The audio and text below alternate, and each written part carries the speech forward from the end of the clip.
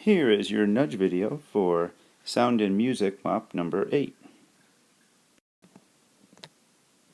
Well, you're going to find that MOPs numbers 8 and 9 are laid out very similar to MOPs 6 and 7, except that instead of dealing with string instruments like 6 and 7 did, we're going to be dealing with a kind of instrument known as an open-ended air column. You might call them wind instruments. All wind instruments are either an open-ended air column or a closed-ended air column. And it's sometimes difficult to tell just looking at an instrument which one it is.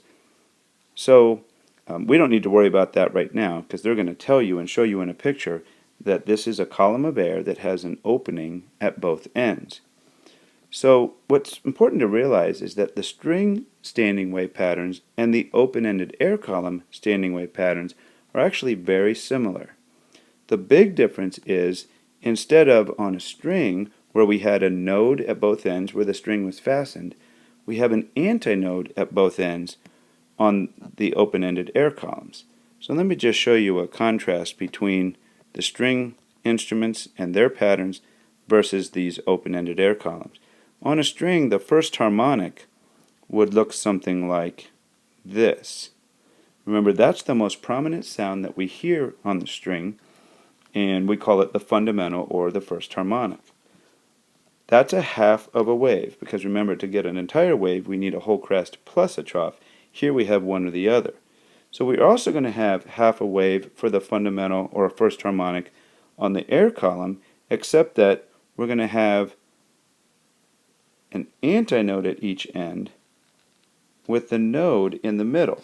Now that's not a beautiful drawing there, but I just want to demonstrate to you, you don't need to draw these wonderfully. But do you see that it's really the same kind of standing wave, it's just like cut in half and rearranged. So in either event, that first harmonic is half of a wavelength. The second harmonic looked like what they called two loops, something like that. But the second harmonic, when you're in an open-ended air column, just has two nodes on the pattern. So you see, we're just looking for nodes in the middle of the pattern rather than antinodes. And if you can count those, then you've got the harmonic. So on our diagram here, let's count the nodes. We've got 1, 2, 3 nodes. That makes this the third harmonic. And if we remember that a wavelength is just a complete cycle, so I'm going to draw in green here, one complete wave. So we would start here at the top of a crest and we go until we get to the top of a crest again. So right there constitutes one wavelength. Notice that's not the entire length of the tube, but only part of it. Since there are 3 patterns inside of the tube, but only 2 of those patterns are what we need for a wavelength, we're going to take 2/3 of the length of this tube to get the wavelength.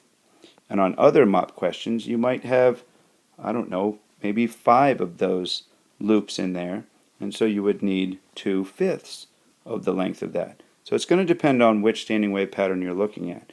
You might also have questions where they don't give you a picture, but instead they just tell you that you're looking at the first, second, third, fourth harmonic, and you are going to want to draw it yourself so that you have that visual like you have on these kinds of questions.